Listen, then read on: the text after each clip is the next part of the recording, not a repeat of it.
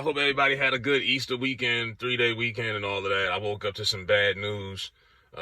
If you from the New York tri-state area and you grew up in the early 2000s like I did, K Slade was uh, K Slade was a legend.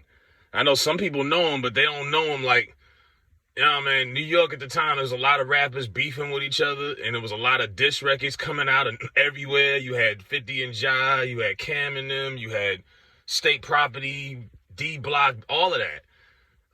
Hell, even at one point, our DJs wasn't seeing eye to eye. Clay, K Slay and Clue was getting into it.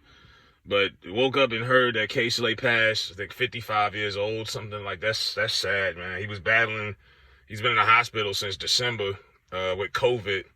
I mean, like I say, people who had health issues prior to catching COVID really had that fight like nobody else. I mean, I had COVID once, but I didn't go to the hospital for it. But K Slade, and the Drama King, whenever you heard that warning, the Drama King is in the building, you knew like something was about to pop off. Like he would break, most DJs break hit records. They debut a new single. He was doing that, but with diss records. He broke Ether. He was the first person that ever played Ether on the radio and shut everything down. For years, Jay-Z held a grudge against him for it. Like, wow, just for him doing his job. But he was the Drama King in context of hip-hop competitive music. Not, no one was trying to get anybody hurt, stabbed, shot, beat up. Just competitively in hip-hop, going back and forth with the disses. And he brought everybody together and turned something negative into a positive thing. So when you turned on Hot 97 back in the day at night, I think it was 10 o'clock till 2 in the morning, the Drama Hour. The Drama Hour. The Drama King is in the building. You knew something was going to pop off because K Slay always had that work. And that generation, that mixtape era, nothing like it. I mean, now we download mixtapes and we can get anything. But back then, it was exclusive. You had to go get that. You had to go to a barbershop or a bootlegger and get that.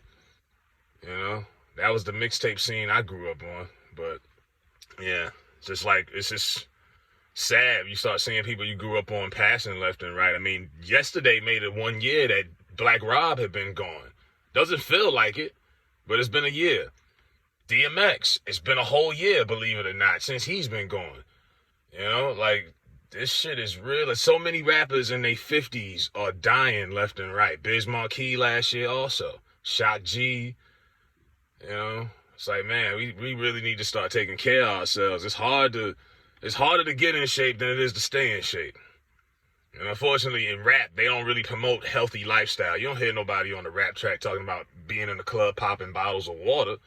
You know what I mean? We popping bottles of Aces of Spade. We drinking reckless. We eating like shit. We ain't exercising. And then you get sick. And you start regretting a lot of stuff.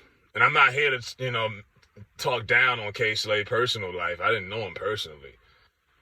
But damn, you see some of your heroes and some of the people you grew up, idolizing or really digging, and they start leaving. You like, damn, I wish they would have still been around, or they could have did something different. But his legacy is engraved. He put out 17 official albums, countless mixtapes, business relationships all over in hip hop. He wasn't just a New York guy. He eventually expanded. He was one of the first New York DJs that was reaching out and doing, business with Southern rappers. I mean, he put 3 6 Mafia on that, one of his first albums. Like 2002, before the South became cool to like and be, accepted and all of that. He was out there messing with West Coast artists, everybody. K Slade had became a fixture in hip hop. He really did, man. And was still a part of Hot 97, no matter what went down, all of the drama they had, no pun intended, with Flex and Mr. C and that whole thing. He had to leave.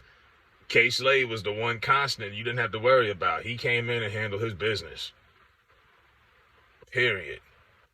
So, yeah, he will be missed. I mean, he's been in the game since the early 80s, putting it down 40 years strong.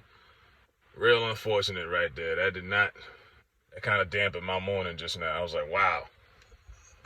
Somebody had put out something a couple days ago reminding us that he was still fighting for his, his life. You didn't know how critical it was. And to pass on Easter Sunday like that, that's just unfortunate for his family. So my condolences to his family, because we lost a DJ. They lost a father, a brother, a friend, cousin, a nephew, all of that. So my condolences goes to them. But yeah, glad I grew up in that era. Nothing was like it. He even narrated some of the beef documentaries. We used to have, kids. We used to have documentaries that they had about beef. You know what I mean? Well produced. It was out there. Just they capitalized on hip hop beef back in those days. You can say whatever you want to say, but I felt like they were bringing people together. They took something negative and tried to put a positive spin on it, at least. And Kay Slay was a part of that. So nothing to be ashamed of. Rest in peace to the Drama King. You will be missed. Let me know what y'all think. I'm out.